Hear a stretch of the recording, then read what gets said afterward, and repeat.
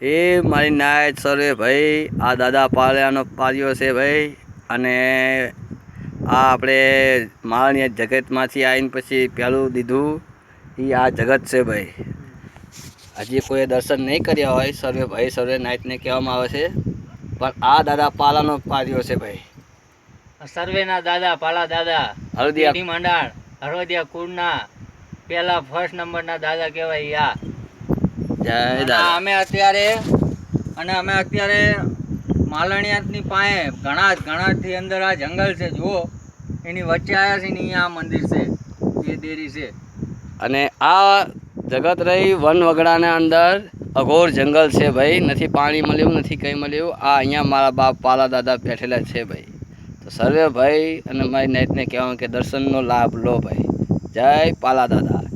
હું બી પગે લાગું. જય મારા બાપ પાલિયા રાજા જય મારા બાપ તને અમારા જે મારા ખાવાનું ધણી. અને આ ફૂટું બાવરિયાનું